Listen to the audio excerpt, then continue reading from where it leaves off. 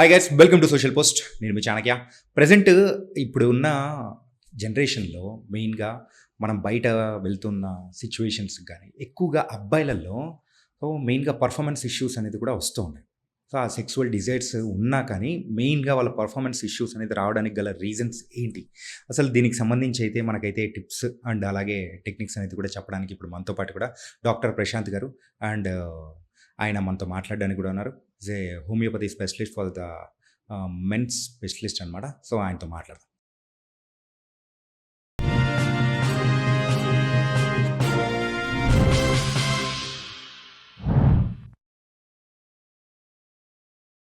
Hi sir, నమస్తే sir. Hello sir, నమస్కారం అండి. నమస్తే సార్. సార్, ఈ టెస్టోస్టిరాన్ మరియు లో లిబిడో, సో ఏంటి ఆ రెండింటి మధ్య ఇంటర్లింక్డ్ ఏంటి అసలు? అంటే చాలా మంది ఏమనుకుంటారంటే నాకు కోరికలు తగ్గినట్టే టెస్టోస్టిరాన్ తగ్గినట్టు అనుకుంటారు. అవును. కానీ టెస్టోస్టిరాన్కి లో లిబిడోకి సంబంధం లేదు. మ్మ్. లో లిబిడో అంటే కోరికలు తగ్గడం. మ్మ్.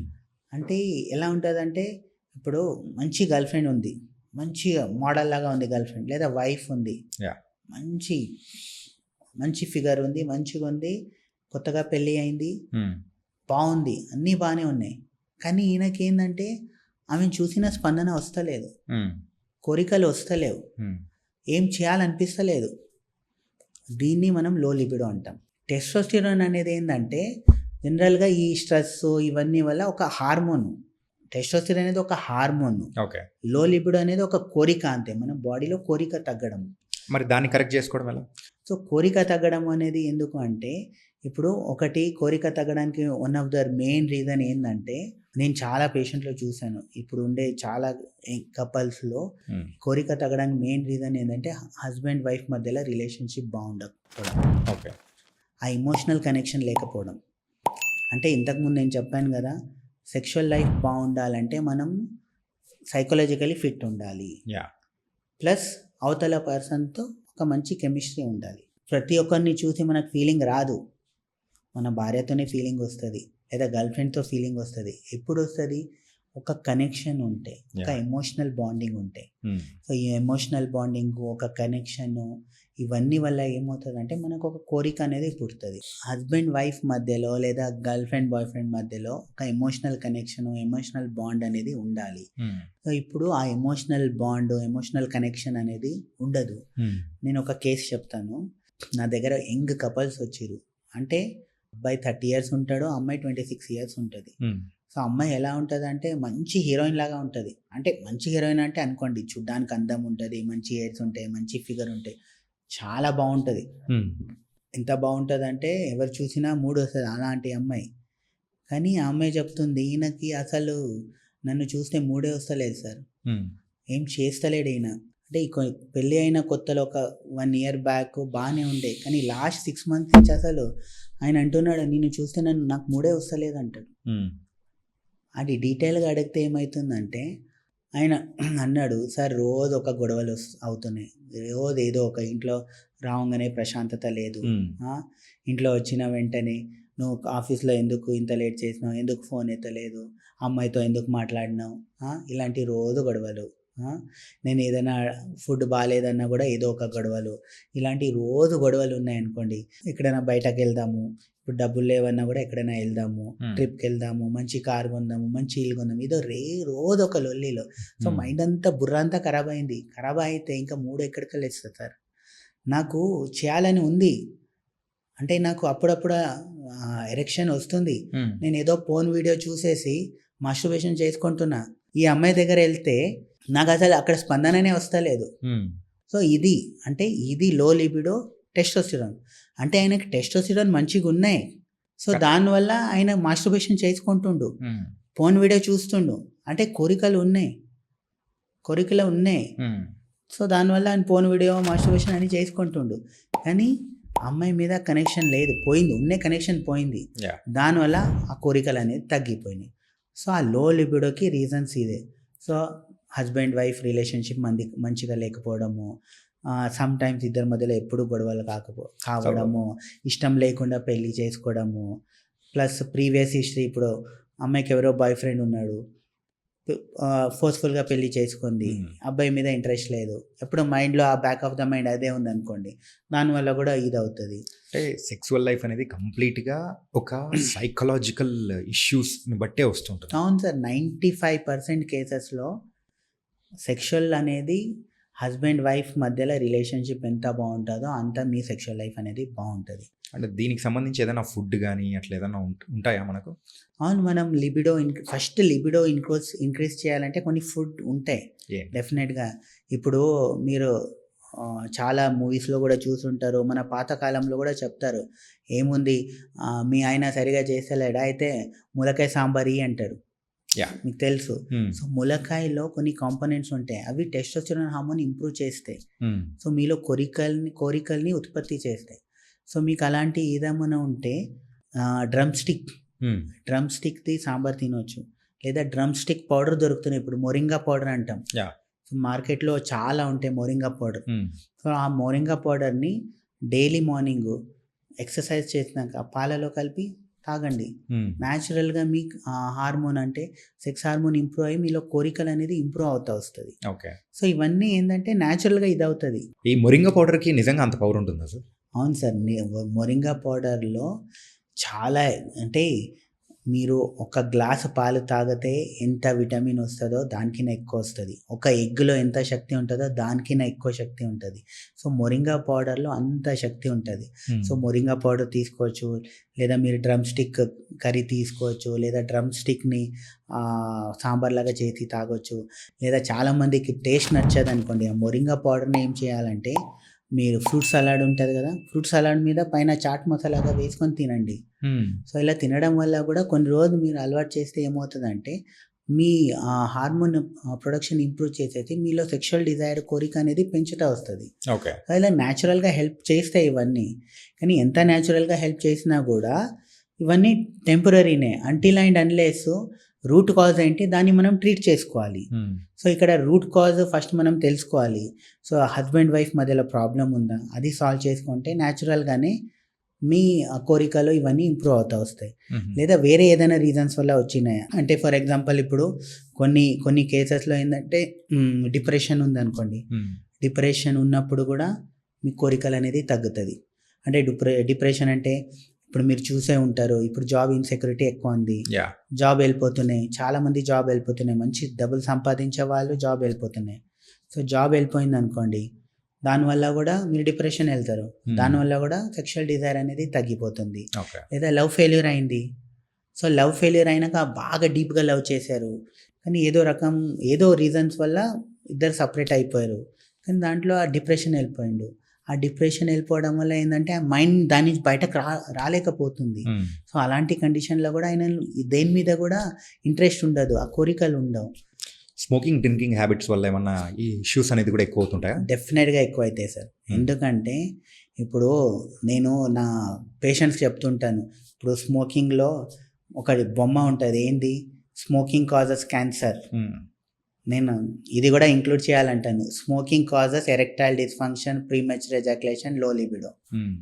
ఎందుకంటే ఆ స్మోకింగ్ వల్ల ఏమవుతాయంటే మీ అడ్రినల్ హార్మోన్ అనేది ఎఫెక్ట్ అవుతుంది. అంటే అడ్రినల్ హార్మోన్ ఏం చేస్తే అంటే ఇంతకుముందు చెప్పాను కదా, రక్తనాళాన్ని చిన్నగా చేస్తూ వస్తాయి. Hmm. ఎలా లంగ్స్ని ఎఫెక్ట్ చేస్తాయో అలాగే బాడీలో ఉండే ప్రతి నరాల్ని వీక్ చేస్తూ ఆ రక్తనాళాన్ని చిన్నగా చేస్తూ వస్తాయి. Hmm. రక్తనాళాన్ని చిన్నగా చేస్తూ ఏమవుతుంది, న్యాచురల్గానే మీకు erection problem, premature ejaculation problem ఇవన్నీ వస్తుంటాయి. మీకు క్యాన్సర్ ఒక స్మోకింగ్ తాగితే క్యాన్సర్ అనేది 15-20 సంవత్సరాల తర్వాత రావచ్చేమో, కానీ Hmm. స్మోకింగ్ వల్ల మీకు ఎరెక్షన్, ప్రీమెచ్యూర్ ఎజాక్యులేషన్ ప్రాబ్లము 2-3 సంవత్సరాలనే వచ్చేస్తుంది. ఓకే. చాలామంది ఇప్పుడు ఉన్న చాలా స్టడీస్లో ఏం తెలిసిందంటే, ఎవరు ఎక్కువ స్మోక్ చేస్తున్నారో వాళ్ళలో 100% ఇన్ఫర్టిలిటీ వస్తాయి, స్పామ్ డిస్ట్రాయ్ అవుతుంది, పిల్లలు పుట్టరు. Hmm. అందుకే ప్రెగ్నెన్సీకి ప్లాన్ చేస్తున్నప్పుడు ఫస్ట్ డాక్టర్ చెప్పే మాట ఒకటే, స్మోకింగ్ ఆపండి, మందు తాగడం ఆపండి, ఈ రెండు ఆపితేనే పిల్లలు పుడతారు, Hmm. లేదా స్పామ్ క్వాంటిటీ అనేది దెబ్బతింటుంది అని. Hmm. సో చాలా ఎఫెక్ట్ ఉంటుంది దీనివల్ల. అండ్ దీనికి సంబంధించి అయితే మరి హోమియోపతిలో ట్రీట్మెంట్ అనేది ఎలా ఉంటుంది? ఏదైనా టాబ్లెట్స్ కానీ ఇలాంటివి ఉంటాయి సార్. అంటే మన మందులు ఏం చేస్తే ఫస్ట్ మైండ్ మీద ఎఫెక్ట్ చేస్తాయి కాబట్టి వాళ్ళ మైండ్ని కొంచెం డిప్రెషన్ ఉంటే డిప్రెషన్ నుంచి బయట తీసుకొని రావడానికి మందులు ఉంటాయి. దాంతోపాటు ఆ రూట్ ప్రాబ్లం ఎక్కడ ఉంది దానికి కౌన్సిలింగ్ ఇస్తాము. దాంతోపాటు కొన్ని మెడిసిన్ వల్ల ఏమవుతుందంటే న్యాచురల్గా మీలో కోరికలు పుట్టేలాగా మెడిసిన్స్ ఉంటాయి. సో దాంతోపాటు టెస్టోస్టెరాన్ కూడా ఇంప్రూవ్ చేయడానికి మెడిసిన్స్ ఉంటాయి. సో ఇలా చేస్తూ చేస్తూ ఏమవుతుందంటే గ్రాడ్యువల్గా విత్ లైఫ్ స్టైల్లో విత్ మన మెడిసిన్ మెయిన్ ఏంటంటే రూట్ కాజ్ని సాల్వ్ చేస్తుంది. సో రూట్ కాజ్లో ఆ ప్రాబ్లమ్ సాల్వ్ చేస్తుంది కాబట్టి మీకు ఆ ప్రాబ్లమ్ సాల్వ్ అయినా పర్మనెంట్గా ఉంటుంది. సో పర్మనెంట్గా ఇప్పుడు డిప్రెషన్ ఉన్నాడు, డిప్రెషన్ని మందుల ద్వారా మనం కంప్లీట్లీ బయటకు తీసుకొని రావచ్చు. సో బయటకు వచ్చింది అనుకోండి న్యాచురల్గా అయినా లిబిడో ఇంక్రీజ్ అవుతుంది, హార్మోన్ ఇంప్రూవ్ అవుతుంది, సెక్షువల్ లైఫ్ అనేది బాగుంటుంది. ఓకే. అండ్ ఫైనల్గా సార్ ఈ ఇంపార్టెన్సీ అనేది కూడా మనము పుట్టుకతో వస్తుందా లేకపోతే ఎలా సార్? అని ఇంపార్టెన్సీ జనరల్గా పుట్టుకతో రాదు సార్, అది చాలా రేర్ కండిషన్. అంటే 100 కోట్ల ఒకరికి వస్తుంది, చాలా రేర్ కండిషన్. ఇంపార్టెన్సీ అనేది జెనెటిక్ ఫ్యాక్టర్ కాదే కాదు. ఓకే. మెయిన్ ఇంపార్టెన్సీ అనేది వచ్చేది ఇంపార్టెన్సీ అంటే ఎరెక్టైల్ డిస్ఫంక్షన్ కానీ ప్రీమెచ్యూర్ ఎజాక్యులేషన్ కానీ జనరల్గా మన లైఫ్ స్టైల్ వల్ల రావడము, మన ఫుడ్ హ్యాబిట్స్ వల్ల రావడము, మన టెన్షన్ వల్ల రావడము, స్ట్రెస్ వల్ల రావడము, ఈ మధ్య పెరుగుతున్న డయాబెటీస్ వల్ల రావడము, హైపర్ టెన్షన్ వల్ల రావడము, ఈవెన్ మీకు హార్ట్ ప్రాబ్లం వచ్చి ఇప్పుడు యంగ్స్టర్లో అందరిలో హార్ట్ ప్రాబ్లం వస్తుంది. మీకు తెలిసే 30 years 35 years వాళ్ళందరూ మీరు చూస్తుంటారు. పెద్ద పెద్ద మన కన్నడ యాక్టర్ పునీత్ రాజ్ కుమార్ 40 yearsలోనే హార్ట్ అటాక్తో చచ్చిపోయిండు. ఆయన ఫిజికల్ ఫిట్నెస్ ఉన్నాడు, అన్నీ ఉన్నాడు, ఆయన చనిపోయిండు.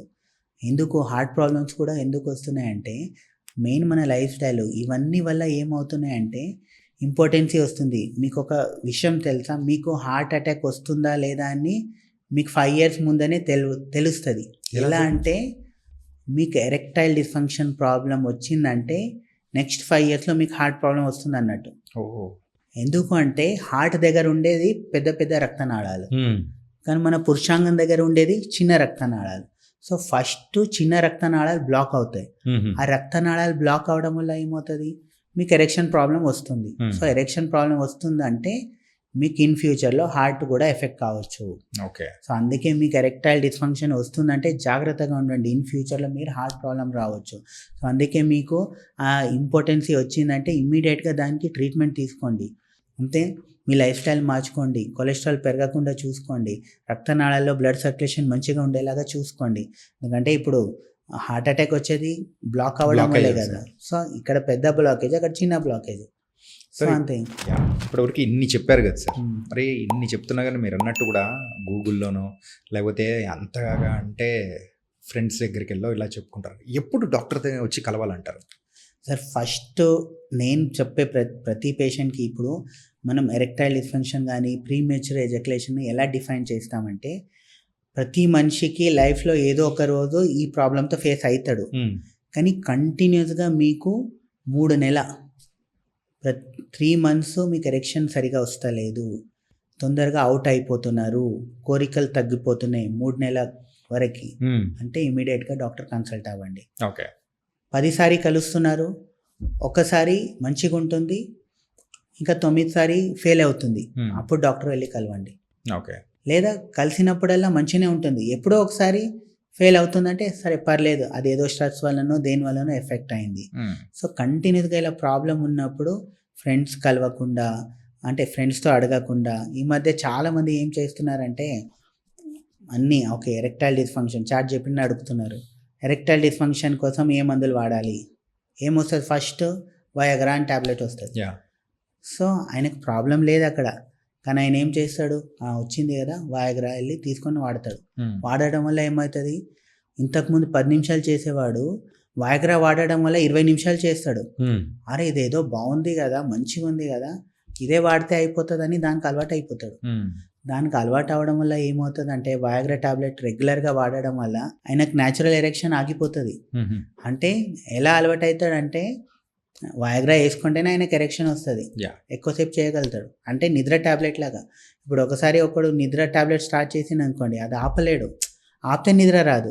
ఇది కూడా అలాగే. సో అలా జనాలు ఏం చేస్తున్నారంటే ఇప్పుడు ఆ వయాగ్రా అనేది ఈజీగా మీకు ఏ మెడికల్ షాప్లో కూడా దొరుకుతుంది. ఏముంది అన్న ఒక వయాగ్రా టాబ్లెట్ ఇవి అంటాడు, ఏం ఇప్పుడు నేను నా గర్ల్ ఫ్రెండ్ని ఇంప్రెస్ చేయాలి, ఆమె నా దగ్గర ఉండాలంటే నేను నా మగతనం చూపించాలి ఆయన ఏం చేస్తాడు, వైగ్రా టాబ్లెట్ వేసుకొని పోతాడు, అరగంట చేసి వస్తాడు. దానివల్ల ఆయన పర్ఫార్మెన్స్ సూపర్ అయిపోతుంది. మైండ్లో ఏం ఫీడ్ అయిపోతుంది, ఓకే ఎరెక్షన్ వాడాలి. యా కానీ ఆ వైగ్రా వాడడం వల్ల చాలా సైడ్ ఎఫెక్ట్స్ ఉంటాయి. హార్ట్ ఫెయిల్యూర్ కూడా రావచ్చు. సో ఇవన్నీ ఉంటాయి. సో అందుకే మీకు ప్రాబ్లం ఉంటే ఫస్ట్ డాక్టర్ని కన్సల్ట్ అవ్వండి. డాక్టర్ కన్సల్ట్ అయ్యి మీకు చెప్తాడు, డాక్టర్ వైగ్రా అవసరం ఉందా లేదా, మందులు అవసరం ఉందా లేదా, ఏం మందులు అవసరం ఉంది, బీపీ ఉందా, ఫస్ట్ చెక్ చేస్తారు. బీపీ ఉందా, షుగర్ ఉందా, థైరాయిడ్ ఉందా, లేదా ఓన్లీ సైకలాజికల్ ఉందా, అవన్నీ చెక్ చేసుకొని దాని ప్రకారంగా మీకు మందులు అనేది ఇస్తారు. ఓకే. సో మీ లైఫ్ స్టైల్ కరెక్షన్ చేసుకుంటే న్యాచురల్గా సాల్వ్ చేస్తుంది. న్యాచురల్గా సాల్వ్ చేసేదాన్ని మీరు ఒక పెద్ద దీనిలాగా ఎందుకు చేసుకుంటున్నారు? So nice sir. ఇప్పటివరకు అయితే మెయిన్గా మెన్స్ ఫేస్ చేస్తున్న సెక్సువల్ ప్రాబ్లమ్స్ గురించి అయినా కానీ, సో దాని నుంచి ఉన్న కొన్ని అపోహలు అండ్ ఫుడ్స్ ఏది తీసుకుంటే బెటరా అనేది కూడా చాలా చక్కగా వివరించారు. Thank you so much. Thank you sir, thank you so much.